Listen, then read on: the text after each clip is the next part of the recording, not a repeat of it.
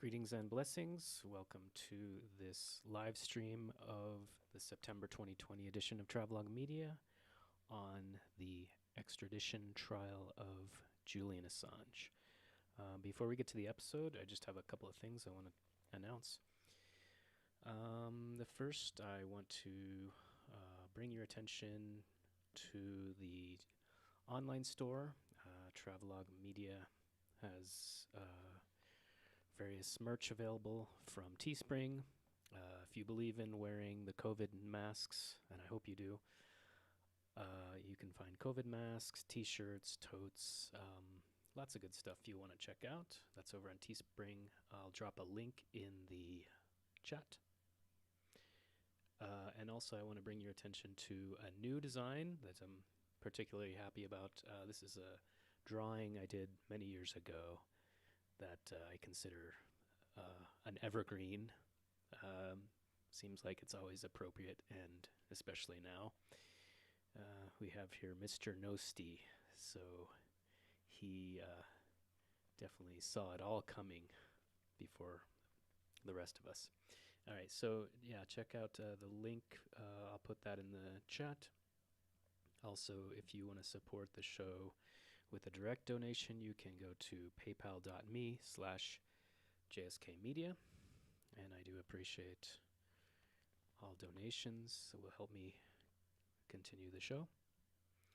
And finally, I'd like to let you know about International Podcast Day, which is September 30th, 2020. And this is very exciting. So you want to stay tuned to Travelog Media social media for an announcement. I will probably be doing a live stream. I'm not exactly sure the details yet, but if you follow me on Twitter, Facebook, Instagram, I will make an announcement about that. So again, that's September 30th, 2020. You don't want to miss out. All right, so before, without any other ado, we've made too much ado. So we want to get to the September edition of Travelog Media on the extradition trial of Julian Assange.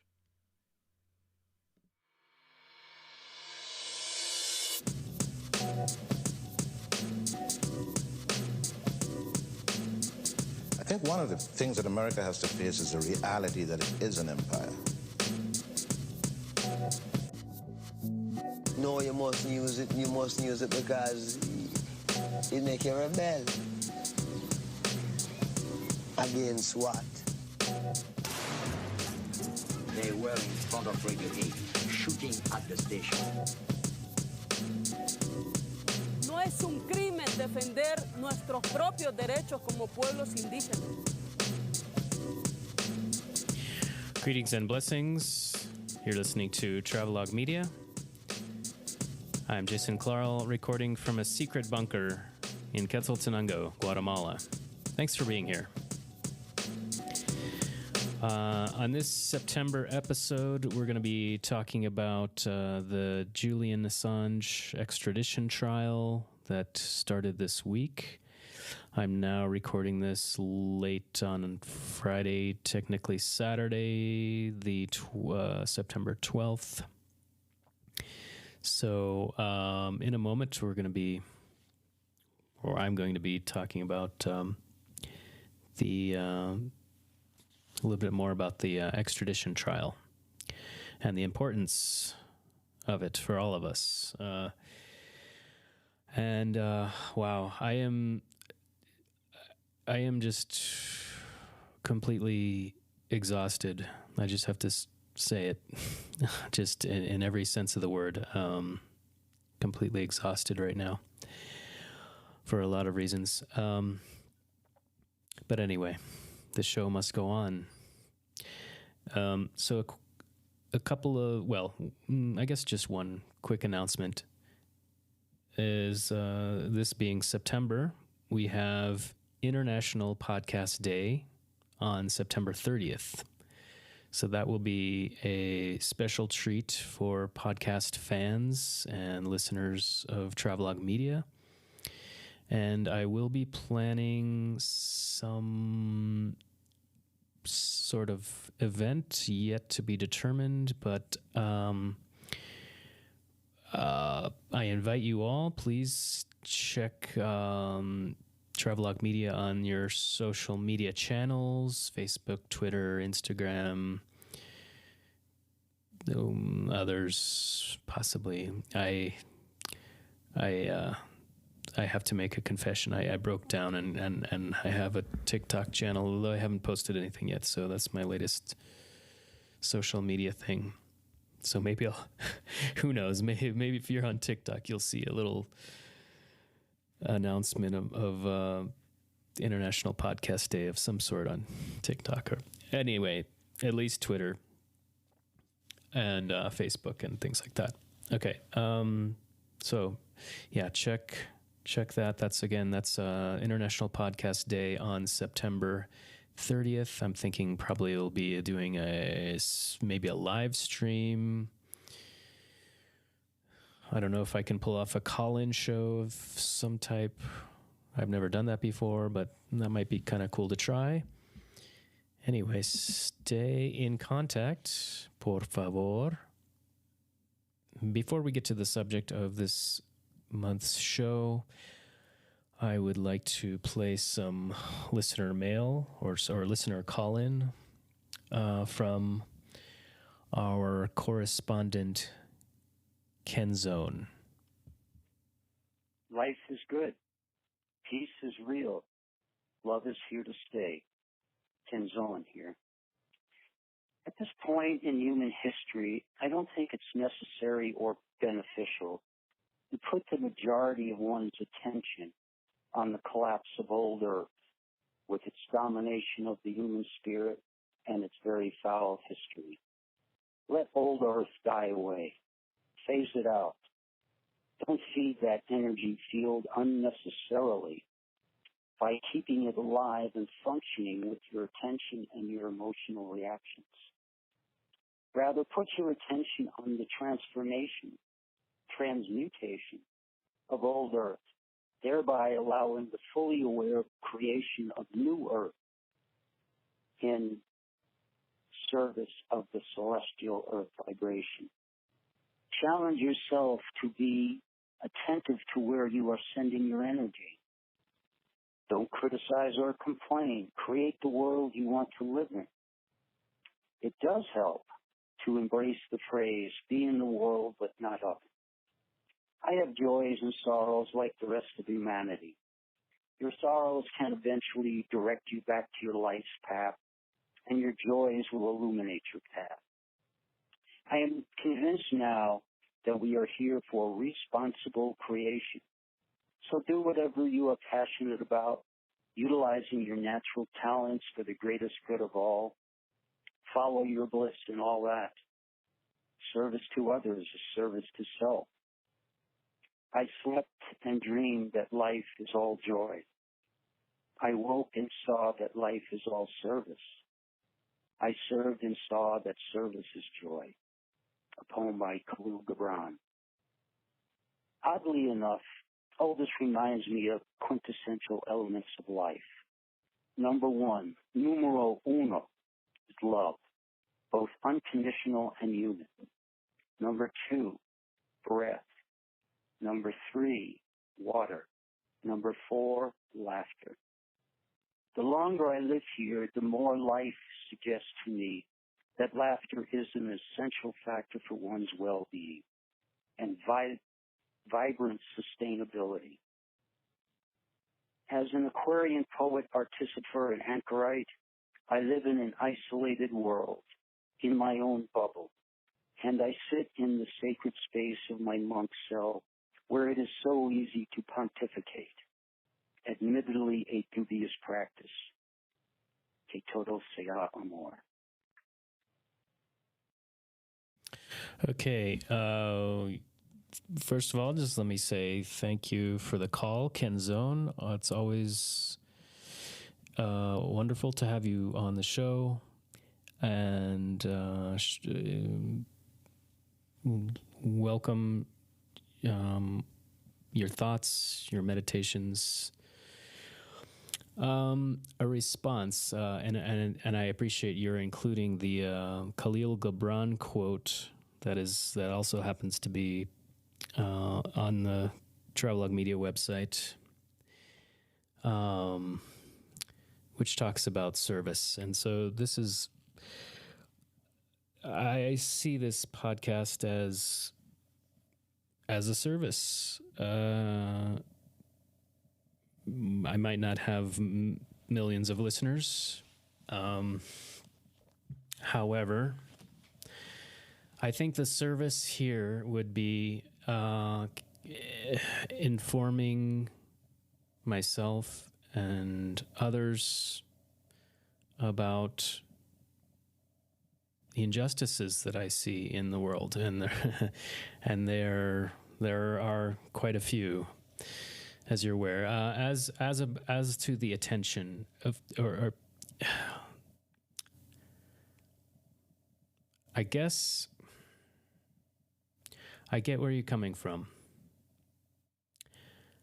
However, I have drawn a different conclusion. I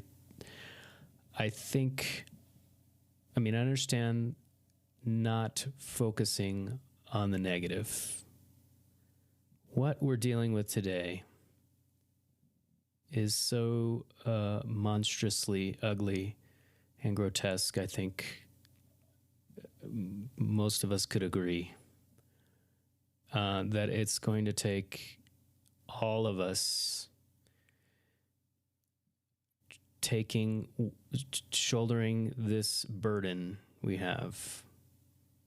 And I don't need to run down the list right now. I won't do that. But it takes all of us shouldering our little small piece of the burden,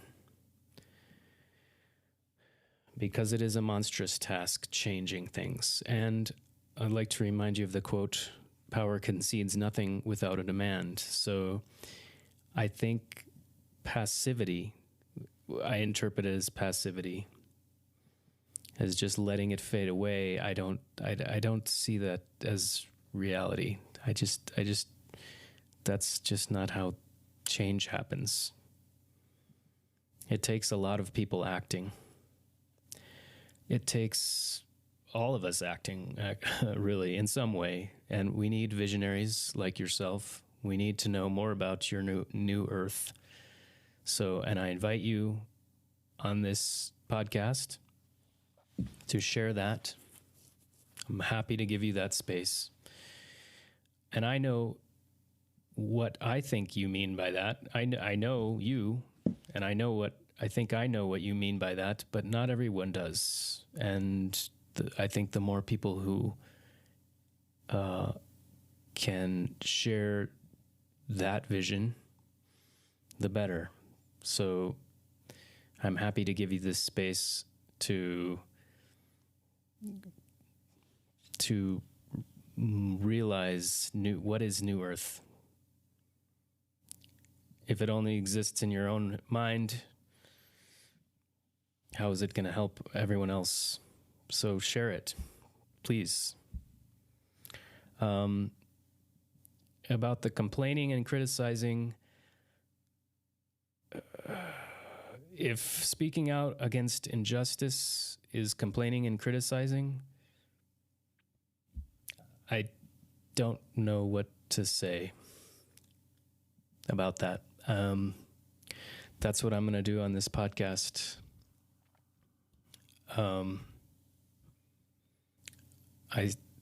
I see a lot of injustice in the world, and we can't just assume that people will find out about it, and this will speak to our theme in this episode about about people being informed and the right to know about what's happening in the world. Yeah, the United States has dropped quite a number of bombs, and it still is probably. So we have a right to know about that. And it's done its fair share of shady, let's just say, we don't have to go through it, each detail, but we're going to say, let's just say it's done its fair share of shady dealings with the global South. So I appreciate where you're coming from, Brother Ken Zone. I just happen to think it's a bit passive, maybe naive even, to think that this is just going to go away on its own if we just not, as though it's just going to dissolve away. I just don't see that happening. Yes, we should focus on New Earth, new models, new ways of thinking, new ways of being. And you're right. I'm with you on most of what you said. I think it's just maybe a little too passive. And that's it. So please come back on, give me your response. You're welcome back on the podcast to share your thoughts on this. And any other listeners to Travelog Media for that matter. Let's see the podcast number. Let me get that for you. One moment, please. We have a call-in. Well, it's a Google Voice account, and you can call in and leave a message. No one's going to answer. I think you have a time limit. I want to say somewhere around 3 minutes or so. I believe. I'm not certain about this. But, so the Google Voice, I welcome any listeners. If you have a comment about something you've heard on this podcast, or previous episodes, or you just want to get it out there, get your voice out there. You can call. The number this is a U.S. number. You can call 303-731-6104, 303-731-6104. And leave a message, and we'll get that on the show, and we can move the dialogue. I think discourse is important. We're not going to agree on everything, certainly, but I think it's going to take all of us taking on our own little bit to try to change this world for the better. It's in a lot of hurt. A lot of people are in a lot of hurt. And we need to change it. And it's going to take all of us, all kinds of people doing different things, meditating, visioning, breathing, dreaming, writing, reporting. And so with that, let that be the segue into this next into the theme of this week's I don't do it every week now, this month's show, this September show.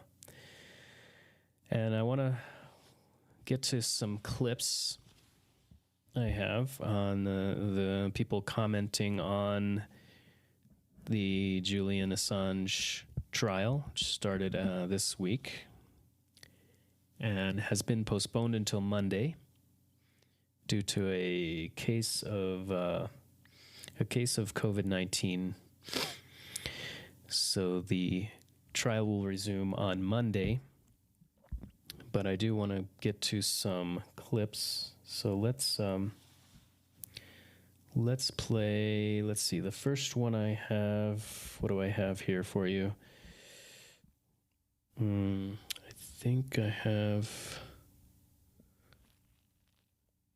Let's try this one. Well, under British law, as is true for the extradition law of most countries, you cannot be extradited for crimes that are political in nature. Countries won't send you to some other place if you're being persecuted for a political crime, which obviously is, as evidenced by the fact that, as I indicated earlier, the Obama administration concluded that there was no basis for prosecuting Assange. It was only once Jeff Sessions and Mike Pompeo and those kind of people got empowered did suddenly the U.S. government decide that they were going to try and do this. So there's a very strong argument that the extradition request is invalid under British law because of the political crime. The judge in this first instance has proven over and over and over that she's just kind of a tool of the state. She's been incredibly open about her anti-Assange bias.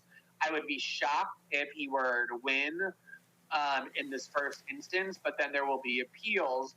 The problem is that while this is all playing out, even though he doesn't have any convictions or punishments or charges, they're going to keep him in prison pending the conclusion of this extradition hearing, which is likely to take years. So even if the U.S. government doesn't win at the very end, even if it's ultimately ruled that the extradition is invalid or the indictment is unwarranted, they're going to basically destroy him. I mean, he's already been in an Ecuadorian embassy for 7 years. His health, mental and physical, are suffering gravely. He's in one of the highest security prisons in the UK that's kept for terrorist suspects and serial murderers and rapists. His health is deteriorating rapidly. So their goal of breaking WikiLeaks is going to be fulfilled, whether they ultimately prevail legally or not. Right. So this is of course that was Glenn Greenwald, and for anyone who doesn't know, Glenn Greenwald is a journalist. He's an actual journalist, one of the founders of The Intercept, which does a lot of investigative reporting. And in fact, Glenn Greenwald was the target of a similar type of attack in Brazil after he was reporting on Bolsonaro and this sort of scandal going on with Lula da Silva being imprisoned, and he's just done lots of investigative reporting that is, that I think Bolsonaro and his administration would just rather not see. Let's just put it that way. So he was actually involved in a similar indictment. I'm not going to try to go through the. I don't have all the details in front of me right now about that, but those whatever the charges were, it was similar to the espionage charges, which those have been since suspended. But the point he's making, I think, is important. Is they really just want to make an example of him. It's not so much the legal victory as much as it is sending a message to journalists anywhere in the world who want to report on what governments may be doing, what the U.S. is doing, certainly, what any powerful institution, for that matter, is doing, because investigative journalists need whistleblowers. They need people who have access to classified, we'll get to that in a minute, classified information, privileged information that is, why is it classified? Well, it's classified because it's illegal. What's being revealed in it reveals crimes, war crimes in this case. Yeah, so you might not be a fan of Julian Assange. Lots of people aren't. It's not really about him. It's not about Julian Assange. You know, you can say, well, what about the rape charges? That's valid. That's certainly valid. I would much rather see a rape trial than what we're seeing now.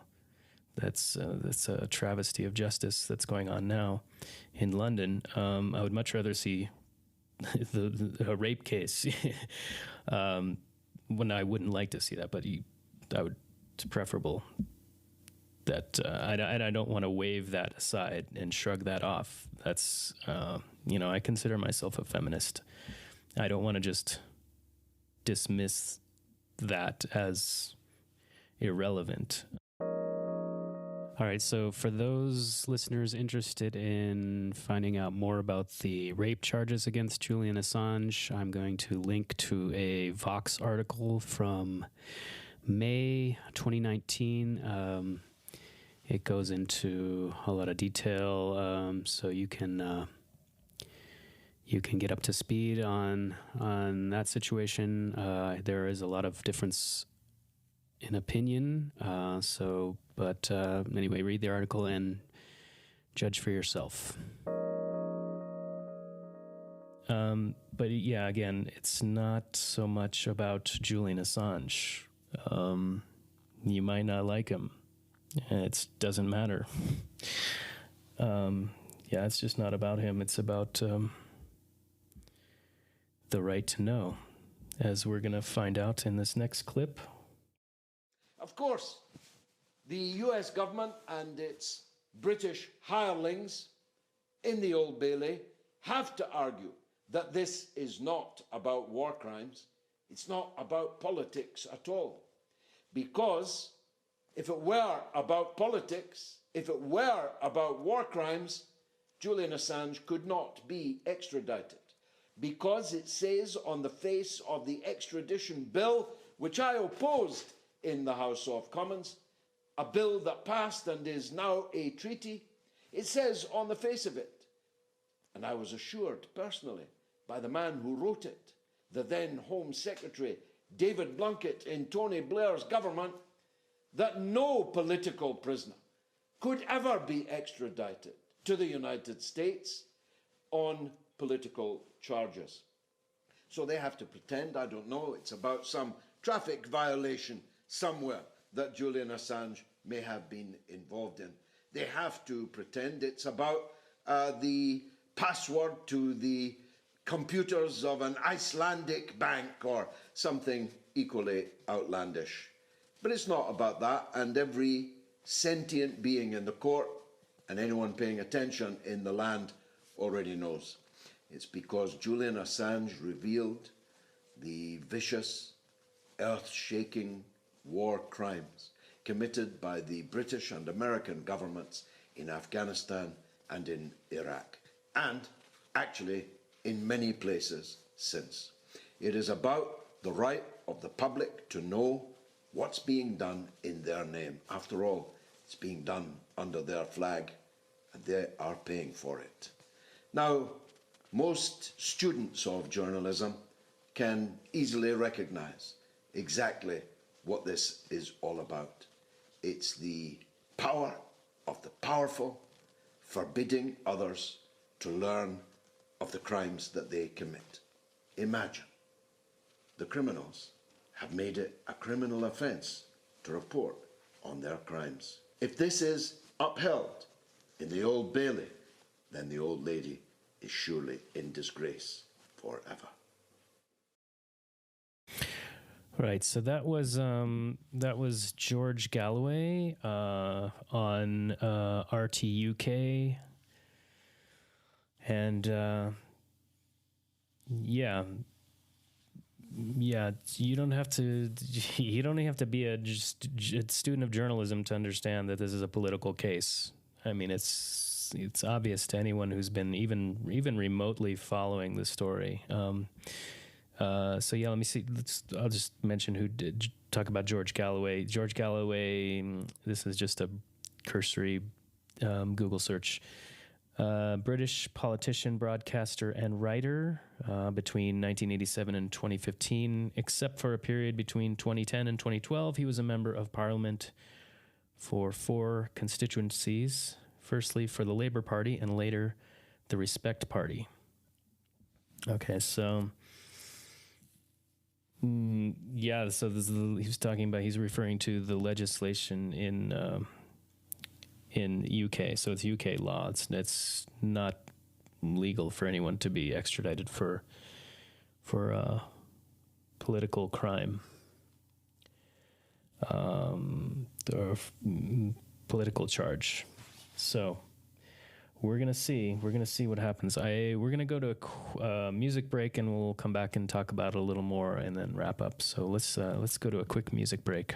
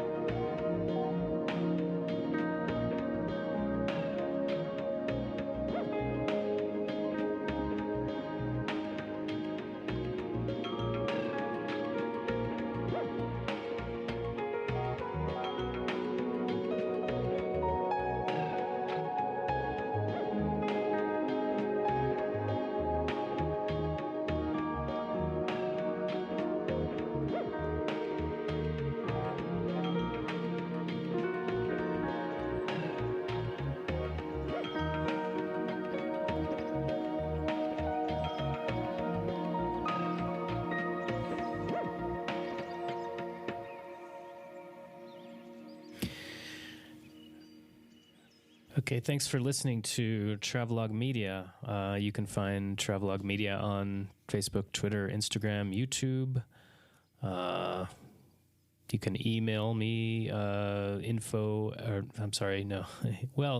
at Travelogue Media too, but also podcast at travelogue.media. So this episode, we're going to continue with a little talking about the extradition trial of Julian Assange. I wanted to bring your attention to a documentary film. I think it's around 40 minutes, and it's by filmmaker Juan Passarelli. And let me give you his Twitter handle. He is actually in London covering the trial. So if you really want to stay with it and get the information, he also links to his film that you're going to want to see. Juan Passarelli is at JL Passarelli, Passarelli. I'll put a link to that in the show notes. He is a co-founder of InfoSec Bytes and Guerrilla Pictures, journalist, filmmaker, skeptic, a rare breed of Guatemalan, good friend of WikiLeaks. Okay, so follow him on Twitter. I'll put a link in the show notes. Check out his film. His film is titled The War on Journalism, The Case of Julian Assange. And keep in mind, this has been going on for a decade, right? At least, right? So there's a lot to remember. There's a lot of... I had to refresh my memory. And so the film really does, I think, a good job of bringing it all together in a cohesive way. So yeah, definitely check out the film. Follow Juan Passarelli on Twitter. One of the interviewees in the film is Nils Melzer, a United Nations Special Rapporteur on Torture, who looked into the case. And he mentions in the film that he'd seen evidence of psychological torture. He's in what's the name of the prison? Belmarsh, something like that. Yeah, high security prison in the UK. And yeah, he had a really good quote, and he said, so Nils Melzer says, "Now, what makes you think Julian Assange is going to get justice in the United States in a court in East Virginia, where the jury is selected from a population where 85% are employed by CIA, NSA, DOD, or DOS?" And good point.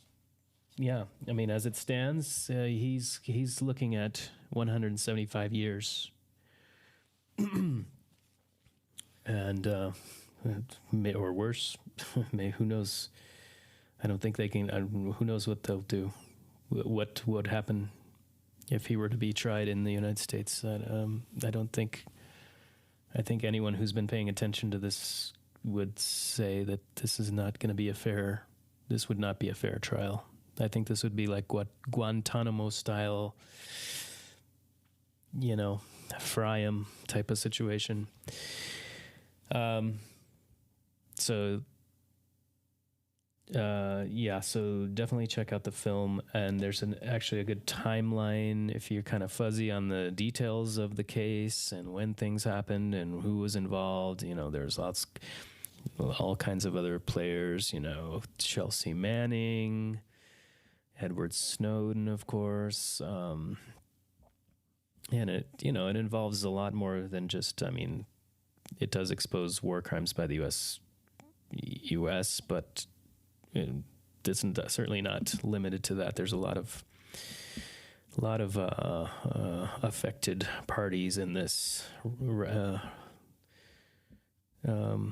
waiting the outcome of this trial, which, as Glenn Greenwald mentioned, is going to take years. I mean, this is only beginning. So I'll link to the BBC. There's a BBC kind of a timeline of events that's worth looking at, just sort of so you can refresh your memory. So this goes way back to August 2010.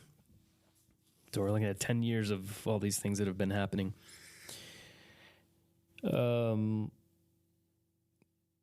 it's just it comes down to our right to know. We have a right to know what's being done in our name. When I say "our," like if the U.S. is committing war crimes, we have a right to know about that. That's bottom line. And democracy dies in darkness. Journalists, we need people to do good investigative reporting, and that involves working with whistleblowers, and it involves working with people with access to privileged information, classified information, and there's a reason it's classified, and it's because it's illegal. So, they don't want you to know something, there's a reason. So we need good investigative reporters to bring that to light. So there are obviously a lot of different dimensions to this case. It's very complicated. But in the interest of keeping this show under an hour, I'm just going to link to various articles, and you can get a lot more in-depth if you want to do the deep dive. So all the sources from the clips that I played, you can find in the show notes. So please check those out. Thanks. I think with that, I am going to sign off. Music was by Docent Sigmund. You can find Travelog Media on Facebook, Twitter, Instagram, YouTube, Spotify, Apple Podcasts, Google Podcasts. Send me an email, info@travelog.media. Make sure to stay tuned for the announcements on International Podcast Day. I think that's it. Que todo sea amor, walk tall, live free.